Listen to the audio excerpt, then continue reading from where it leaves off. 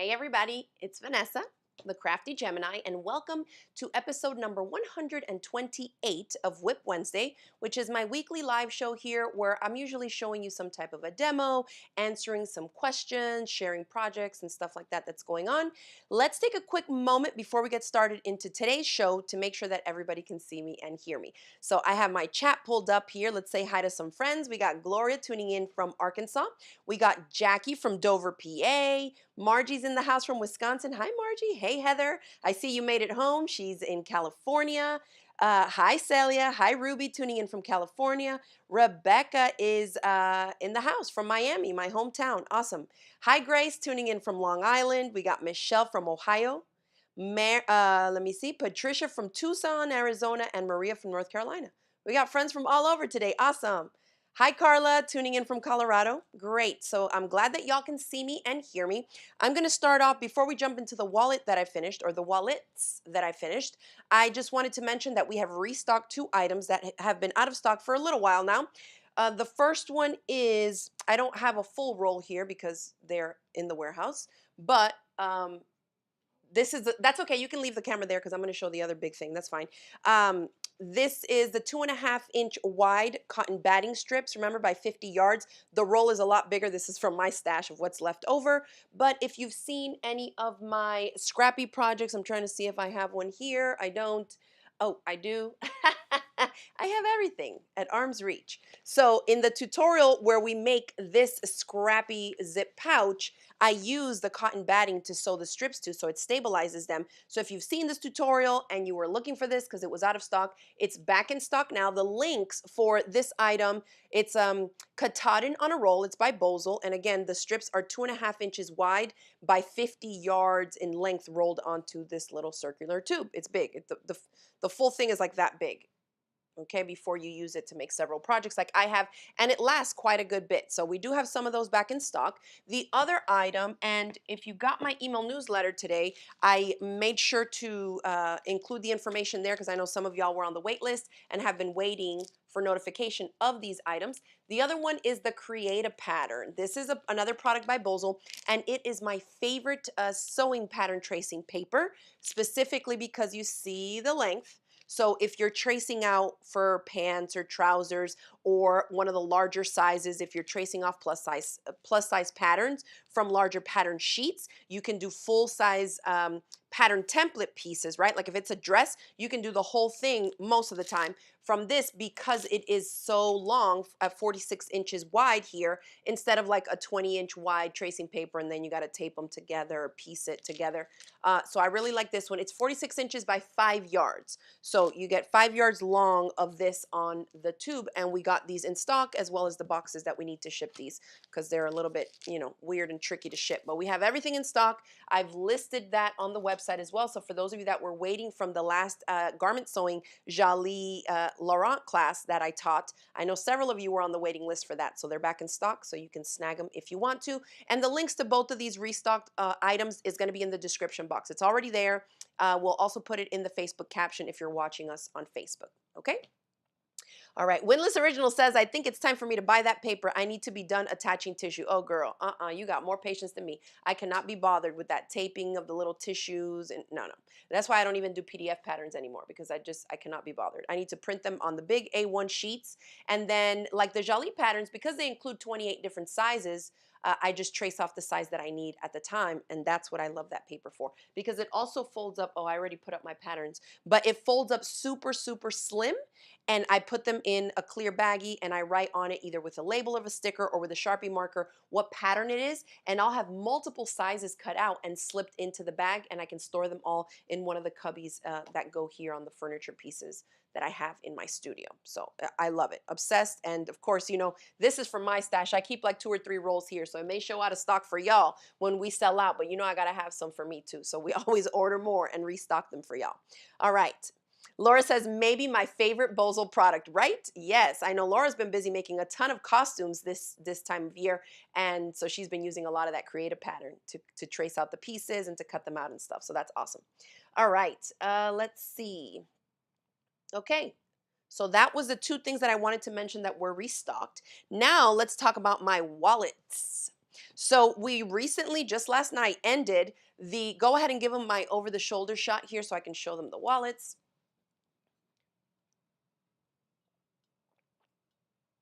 Awesome.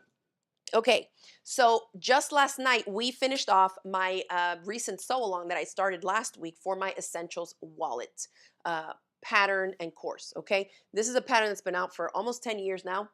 And so I decided, because I needed a new wallet, that I would kick off a little sew along. So I did 3 live video sessions where I was chatting, sharing with you my progress. We helped, y'all helped me pick out my fabrics and put it together. I talked about changes, hacks, answered questions. Really fun. If anybody wants to partake in it, the sew along itself is over, but the 3 live video sessions that I did with those chats um, last week to last night, they're all posted in the course for the Essentials Wallet class.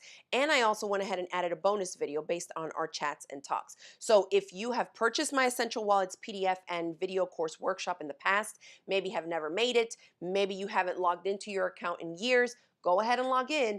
And if you have that class, you can access all the step-by-step video lessons because they never expire. There's an added bonus video in there, and you can see the last 3 live chats that we had as a part of the sew along. So during the sew along, I went ahead and made this one. And one of the things that we talked about during the sew along with the live chats, and I'm going to kind of walk you through this kind of stuff so you see how I teach. If you sign up for any of my video courses or clubs, this is kind of how it works in there. Of course, you have the step-by-step video lesson so everybody can download PDF instructions, the PDF template to create the curved top, and then another PDF for like to label all the different individual cuts that you need to cut out from different fabrics, right? So we talked about what happened when I made this wallet. It turned out fine. The only thing was that because I used art gallery fabrics and they are slightly thinner than your basic run-of-the-mill, you know, from all the other manufacturers basically that make quilting cottons or designer quality quilting cottons, I should say, the art gallery fabrics have a lighter hand. They're a little bit thinner. And every fabric I used in this wallet is an art gallery print, which means that because I'm using several different fabrics that are thinner than what I used when I originally designed the wallet, it's going to come out slimmer, okay? And that's just based on the fabric by itself. That doesn't even include the interfacing that I decided to use, because when I originally designed this wallet, we used Bosal Interform. So it had foam. You can see the texture that it creates with the stitching right here on the back pocket, the texture that the quilting creates also here because that foam is puffier. And for those of you that maybe don't dabble in bags yet or don't know what the foam is, it's this product here, okay? It's almost 1/4 of an inch thick, not quite, but a little bit more than 1/8 of an inch thick. And it's squishy, but it allows, you know, it allows for like some shape, some body in a project that you sew it into. You can kind of scrunch it down and it still pops back into shape, but without really any added weight. However, when you stitch through it, it compresses the foam in the area where the stitches are, and therefore you get this really cool pop and texture in the open spaces because the foam isn't compressed there and it, you know, pops out from around those stitches. And so depending on the look that you're going for, the type of fabric that you're using, or how thick and chunky you want your finished wallet to be, you can play around with the interfacing. For this sew along, I had mentioned that I wanted to make myself a slimmer wallet, and so I decided to use this Bosal light fusible batting, which is currently out of stock on our website. Our apologies, we're waiting on an order. So it's pretty sheer. It's like a light fleece, and one side is scratchy because it has tiny dots of adhesive. And so you can see just at a glance that I chose to use a significantly thinner interfacing than I originally had intended. So this is kind of to give you some background info, because if you're making any project, and it doesn't have to be this wallet or even a wallet, if you're making a bag, even if you're making clothes, you have to think about the combination between the weight of the fabric you're using plus the weight of whatever the interfacing or stabilizer is that you're using, because those two together plus whatever added components the project has, which in our case is a ton of credit card slots, the bulk of an added zipper coin pocket back here. You have a pocket back here. So all these things are going to be added, and they are compounding across all the seams that you need to sew. So you got to think, if you want it to be super slim, think about maybe using a lighter weight fabric like I did here with the art gallery prints, and then also combine it with a lighter weight interfacing or stabilizer, right? So obviously that understanding and like calling the shots on that before you even start making it is going to come with years of experience and familiarization, I guess, with like the different types of interfacings that are out there. Like I was saying last night on the live, if you really wanted like a flat and crisp wallet, I think even the Bozal Durafuse might work really well for this because it's a crisp, non-woven interfacing that's a little bit more paper-like. And let me grab a chunk from here because you know I have everything at arm's reach. This is in my little interfacing bin stash here where I put like offcuts. But this is what that interfacing would look like. It's papery. You can rip it like this.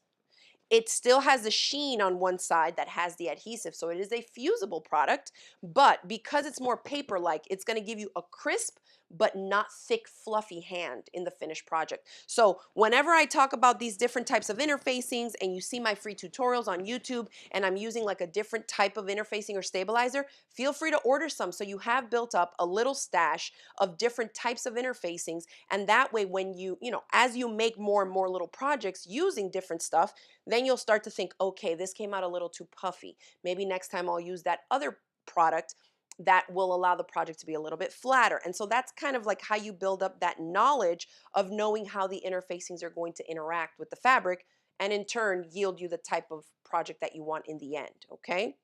So this one was Thin Art Gallery Fabrics, light fusible batting, okay? And then this one was Free Spirit Fabrics fabric, light fusible batting. And you can see that they are significantly different in terms of the thickness here. This one is thicker, and that is solely based on the fabric that I used. And they're still all considered quilting cottons, premium quality quilting cottons, right? But because we know, those of us that use our gallery fabrics know that it's lighter, softer, and just like a thinner fabric, you can see how it turns out in the finished project. This one is just a little bit bulkier. I used everything else was exactly the same. I didn't change anything inside. All my seam allowances were the same. All the pockets and inclusions inside of it are the same. The only difference was the fabric. Okay, and again, there's nothing in either one of these. And you can see that if I squish this, it's pretty thin. If I squish this, it's a little bit thicker. This one I would say is about half of an inch thick, and this one is pulling up on 5/8 of an inch thick. Okay, so you might make something, you buy a pattern, you get your supplies out, you follow the instruction, then you're just like, what? Why does it not look like the picture on the pattern? Well, little things like this can affect, okay? So I just wanted to show you that so you know what to keep in mind in case you're making something like this and you're using either a thicker fabric already or a thinner one. So in the sew along, during those live chats, we also discussed a lot about if we chose a thicker fabric like cork, vinyl, faux leather, these types of things. Some of the questions I got was like, well, what interfacing would I use in that case? And so again, you have to understand that combination between the fabric and the interfacing. So if you don't want it to be super thick and you're going already with a slightly thicker fabric that has more structure, then you're going to want to go lighter on the interfacing. If you don't care about the puffiness and thickness of the pouch of the wallet, you can go faux leather and foam. It's going to be chunky, and you better make sure you got a sewing machine that can top stitch through that, but you can do that, right? You are able to control all the different factors that are going to come into play when you're making something like this, all right? So this one is my brand new wallet. I still haven't put all my stuff in. I said last night on the live I was going to, but I wanted to share it with y'all today.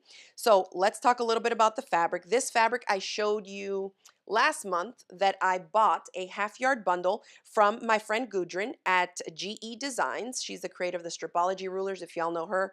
Awesome, awesome company, great family-run company, and they have a ton of awesome stuff. Well, they were out of this fabric collection at QuiltCon when I went to chat with her, and so I just ordered it off their website. So when I got it, I knew I was going to make something special with this. And because all the cuts are half yard, I have plenty here to do other stuff with. So on the first live of the sew along, y'all helped me choose what fabrics I was going to use to make my new wallet. And you can see I still have some left of the exterior print here. Because you can use 4, 5, 6 different fabrics, or you can just do one fabric if you want to make the Essentials wallet. Now, the link for the wallet course for anyone that's interested is in the description box below, both on YouTube and on Facebook, okay? So I went ahead with this. Oh, and the thread, let me grab it from here. It's still on my sewing machine. I went ahead and used this fun fuchsia colored thread and did the 1-inch cross hatching, or I think I did 1 1/4 inch cross hatching lines here to quilt the exterior. And then you can see how I added these pops of hot pink. So for the back, I also quilted the pocket back here with the same thread so it blends in nicely. You can't even see it. I love how wild all the colors are in this print. This collection, by the way, is called Ravel, and it's by eBond for Free Spirit Fabrics, just in case anybody's wondering. And then on the inside, I chose this black text on white as the main lining, the lining of the credit card slots, and then I alternated my credit card slots where I did one row of pink, then a row of white, then pink. Then you have the background fabric that shows right here, and then the same thing here. That way it's a little bit easier for me to differentiate where the three are, okay, to put in my cards and gift cards or whatever. Then I went ahead and used, those of you that ordered during our sale, that number 3 craft zipper by the yard bundles that we had. We sold out, but we had these guys in number 3 zip, number 3 size with the zipper pulls. I went ahead and used a little chunk of that for the pocket right there. And then of course you have a pocket behind and a pocket in front as well. So you can separate out, you know, receipts or whatever you want. Sometimes I keep my checkbook in here. Other times I keep the checkbook in here. So plenty of pockets, plenty of room. And then all you're using is one little zipper and a magnetic snap. So I'm really happy with this. We talked about this during the sew along, and I moved down the female end of the snap so that I can get a more snug closure here. Whereas when I originally designed it to be made out of foam, I gave the measurement of just 1 inch down. And that's why this one came out with even more room here to stuff full, because I used Art Gallery fabric, so it's way thinner. I used a thinner interfacing, but still kept the same measurement. So I like to show the different things, different variables, different variations, so that you at least have it in the back of your mind to keep in mind when you're, you know, selecting your fabrics, your materials, and making projects like these. Okay. Sharon says, I have the course. So Sharon, you need to email me so we can add the individual class separately from that wallet club, and we'll add the individual class to your account. So just email me at vanessa@craftygemini.com. Okay. Let's see. Oh, great. Thank you, Maureen. She says, I always get so much great information. I'm happy to help. All right. Let's see. What else? Thank you, Mary. She says, beautiful. I love the wallet. I can't wait to stuff my stuff in it. I'm going to use it because, is my purse there? I say my purse, but it's my crossbody, the Coco Crossbody tote. No, that's okay. Well, it's the bag that I use as my purse is my Coco Crossbody sling, and it's made in another fabric by the same designer, so they kind of match. It's not from the same collection, but it's the same style. That collection was called Root. Was it called Root? I think that one was called Root by eBond. Oh, here he comes. He's going to bring it to me so y'all can see my set, my new wallet with my bag. So this is what I'm using right now as my purse. Thank you. Dun, dun, dun. Look how cool. And so I got the same rainbow pulls here, but this zipper I used from, we had these in stock, but we're sold out right now. But they're from my friend Natalie's shop, so you can check them out. I haven't checked her site to see if they're in stock, but check them out because that's where we get them from. And it's sewhungryhippie.com. So you can get those with the black and white pinstripe is the part of the tape on either side of the rainbow colored. You can see how fun that looks. But the fabric, I'm like a walking advertisement for eBond's fabrics. This and this, I think so cute. Look how fun. Oh my gosh. I can't wait to like be in the store. You know, you unzip this, pull out your fancy wallet. See, this is my current wallet. And so this is the one that I'm replacing with this one. So I have to take everything out of here and put it into my new Essentials wallet. But even on a backpack like this, I can fit a ton of stuff in here, okay? So I'm excited to do that. Thank you for grabbing the bag. I think it just, look at that. So good. If I do say so myself. All right, the fabrics, having nice fabrics definitely helps. Okay. Yes, I see some of you are like, oh, neat, they look great. Yes, Janice says you're styling. I'm trying to, Janice, I'm trying to. I might be looking a mess dressed from head to toe in farm clothes, but at least my bags will look cute when I'm out and about. All right, let's see. What else? Okay, so then Lynette says you'll be the cool and hip mom. You know, I try to be. Walk around with my crossbody backpack, hands-free.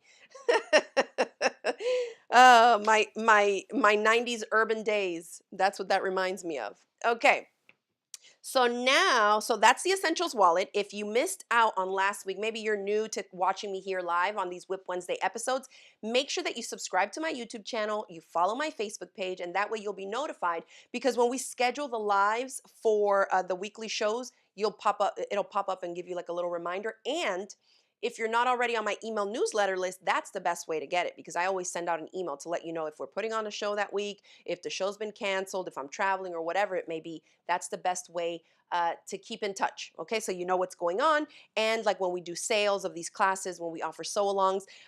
Heather last night, hi Heather, I see you. She says they look great together. Thank you. Heather was asking what's next. And so last night I was saying that next up, since the sew-along is finished, next up we're going to be focusing on quilting for the next project. And so I don't have the details yet to share on that, but if you're a quilter, make sure you're subscribed to my email newsletter, and make sure you follow me on social media, on YouTube. Make sure you subscribe, and on Instagram and Facebook, so that you'll be the first to know what we're working on next, and you'll be able to sign up for the class super quickly. Okay, all right, now, oh great, look at that, my team already updated your account with the individual course for the Essentials wallet class, Sharon. So there you go, you should be all set to start watching those live videos and get a look at the bonus video that I added. Now the bonus video, I'll mention it real quick. Let me see, which one is it? This one, I think. Yeah. So originally I had put in the credit card slots so that they go facing up here, but they face down here. Now, some people were saying, like I was saying, I had like two wallets like this over the years, and I never really had an issue with any of the cards falling out of it or anything, but some people wanted it to turn them around. And because they're layered and kind of like a step up in terms of how we attach them, I went ahead and filmed a little bonus video while I was making this one, and added it to the account, to the class videos, so that y'all can see exactly how to position them, where you're measuring from, so that you have now all of your credit card slots going up, so they all open up towards the curved edge. Does that make sense? So that's an added bonus video that I added there for y'all to watch, in case, depending on which way you want to have your pockets be. Yay, Diana says, yay, quilting. Yes. And so JC Lou is asking, when will you have your next bag club? I don't know yet. We're working on a lot of things behind the scenes. So trust me, when I'm ready to announce different things, I will definitely let y'all know, especially on these live shows, because it's super easy. I'll just be like, oh, I'll launch that thing tomorrow. Let's tell them on WIP Wednesday. And we'll do stuff like that. All right. Now, when I said the next thing is quilting, it's not going to be a huge quilt, so keep that in mind. If you're a quilter and you're thinking, oh my gosh, I'm swamped, I don't have time for anything, it's smaller, so you'll be all right. Okay, just in case you want to join in. Let's see. Heather says, I'm working on a project with your 5-inch slicer now, based on that table runner you did on WIP Wednesday a few weeks ago with the 10-inch slicer. Oh, that's awesome. Definitely post pictures, Heather, because I want to see how that works out for you with the 5-inch slicer. You're going to get a scrappier look. The blocks will be a little bit smaller. That was like that tumbler block that I did a few weeks back here on the WIP Wednesday episodes. All right, now, a couple things that I wanted to mention, because although we're talking about the wallets here, this can also apply to a variety of projects. And we got a really good question last night during our sew along live. And some of you were asking about top stitching and having top stitching issues on their machine. One of the participants was saying she was sewing on a Bernina, and she was having issues top stitching the wallet all the way around. So the part that she was talking about is, after the wallet is done, we go in and top stitch about 1/8 of an inch or 1/4 of an inch around the entire thing to kind of hold that exterior and the lining together. So the trickiest part ends up being right here, because you have the bulk of the layers of the coin, the zippered coin pocket being inserted here, and then you have all the bulk of the credit card slots, okay, in this one area here. Then of course you're still on either side of the credit card slots, can be a little bit chunky. So a couple of tips, because this does not just apply to my Essentials wallet pattern, this also applies to any project that you're working on, where at the end, like, you have maybe no problems sewing it and going through the construction steps, but then maybe in the final step, where the pattern calls for some top stitching, excuse me, like this, then you run into issues. And when that's the finishing touch, it kind of, messes up the project, right? If you can't get those nice stitches, maybe you have skip stitches, maybe you have areas where it just won't stitch at all. So here are a couple of tips, because I know many of you sew on a basic home sewing machine, and maybe you're not used to sewing really bulky projects. And when you go to do it, then you're like, oh, my machine doesn't really like all this, okay? So a couple of tips. One is if you already know that your machine cannot sew through bulk, consider a couple of the things we've talked about already today. Using a thinner fabric, like the art gallery fabric, that's gonna take away some bulk already. Two, consider scaling down in the thickness of the interfacing that the pattern calls for, as long as it's not going to affect the finished thing, right? Like if you're following a pattern that calls for something to be super, super lightweight because it's a garment and it needs to drape, then don't go in and go even thinner than that unless you already kind of have a feel for how that's going to act in the finished project, okay? For something like this, and I'm talking bags, wallets, pouches, if your machine cannot really handle bulk, you should be looking at doing something like what I did here. And that is using the light fusible batting instead of foam interfacing, okay? Another option would be to use the thicker interfacing, maybe a fusible fleece or something like that, but leave it out of the seam allowances. You're still gonna end up with a bunch of fabric through sew through here, but you'll at least be deducting the bulk of the thicker interfacing in those areas, if that makes sense, okay? So you can adjust the fabric thickness that you're using. You can adjust the stabilizer or interfacing that you're using to help reduce some bulk. The other thing is when you get to that top stitching step, you're gonna need to either change your needle to a larger needle. For example, I can sew one of these on my semi-industrial Juki 2010Q here with an 8012 universal needle, and I'm not gonna have any problems, okay? Not all machines are semi-industrial and not all machines will be able to handle that. So I would recommend bumping up when you have bulky areas, bumping up to at least a size 9014 needle. And I have a little pack here. It can be, if you just have like a universal pack and you're not really, that much into sewing, you might not have a huge stash of needles. You might just get like a multi-pack like this one. That's a Schmetz Universal. And I have 3 sizes here. I have a couple that are size 70-10, a few that are 80-12, and then there's one needle in here that's a size 90-14. Remember that when we're talking sewing machine needles, the lower the number size, the thinner the fabrics it is for. Okay? So 80-12 is a good right down the middle. Most of your projects, if you're making these types of pouches and little projects like the ones that I do on my tutorials, and you're making a quilt top, 80-12 is fine. 90-14, we went up in size, right? So now that means that this is going to better accommodate multiple layers or thicker fabrics. Okay, there's even a size bigger than this, 116. Usually if you have a pretty decent sewing machine that can get through the bulk, you just really have to change the needle size up one to 90-14, but you can also bump up, instead of using just a universal, go up to maybe a top stitch needle or a denim or jeans needle, okay?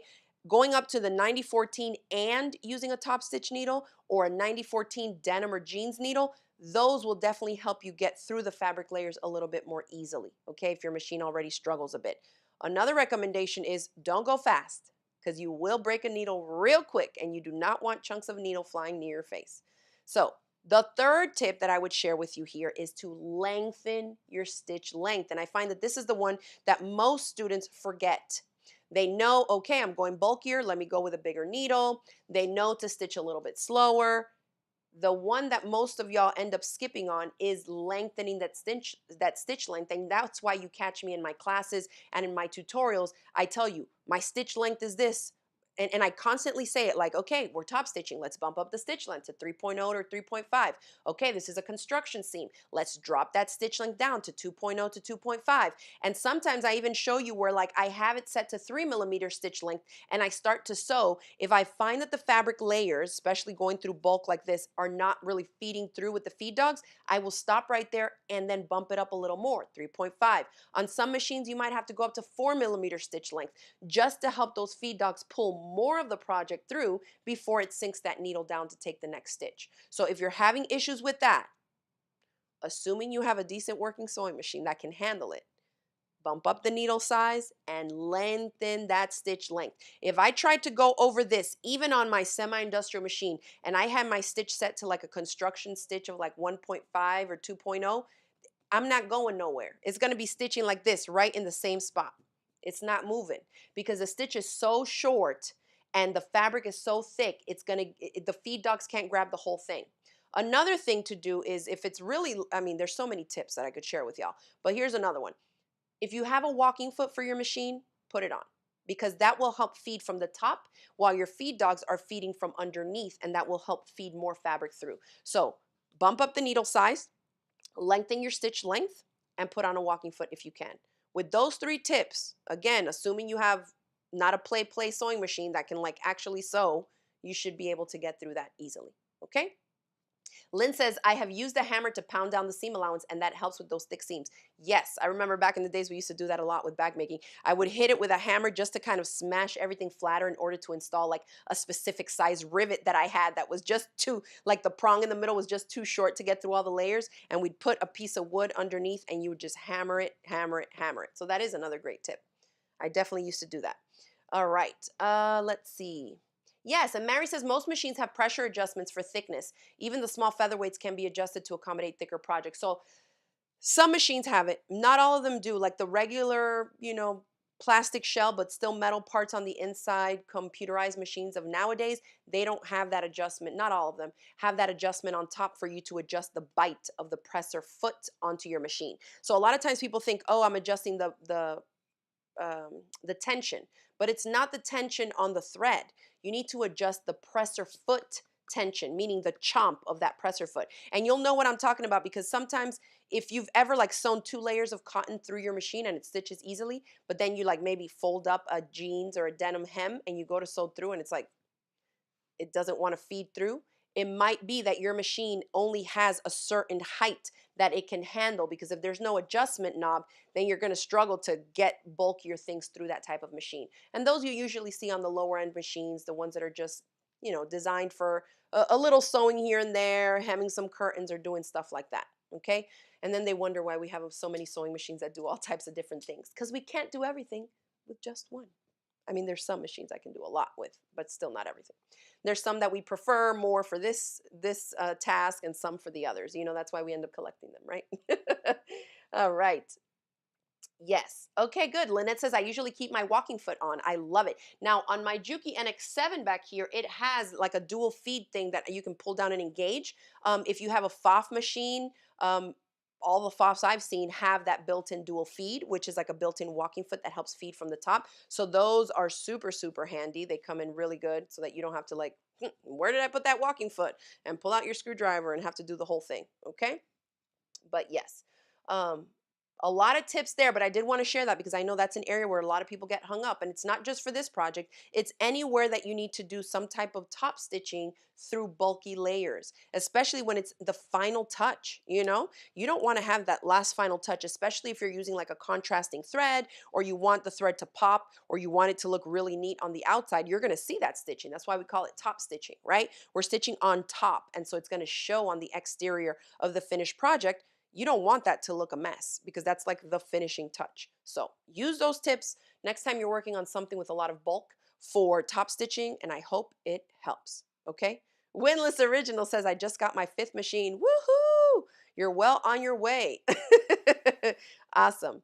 Okay, let me see if I had anything else here to mention. I think that was it. Yes, we talked about the interfacing too. So assuming you can't, change the fabric or the interfacing or the stabilizer of the project, then those tips that we just shared here are going to come in really, really handy to help you finish off your projects in those bulky areas for top stitching. Okay? All right, and that is going to be it today because we have to get ready to go to volleyball practice. We're undefeated so far, y'all. Let me not jinx it. My husband's laughing at me, but I'm just so proud of my girls. We've won 3 games straight. Monday night's game was a little bit rough. We were down 10-5 in the 3rd set, but they pulled it off and we won 15-13 in the 3rd set. So we have another game next week. So I got to grind them tonight at practice and put in that work. But other than that, that is it for this show. I will be announcing via email newsletter for our next WIP Wednesday show, and I'll keep y'all in the loop of the next sew along quilt project that we'll be working on, and I hope that you will stick around and join us for some more sewing fun. Thanks again for all your great questions and for tuning in, everybody, and I hope you enjoy the rest of your week. Bye!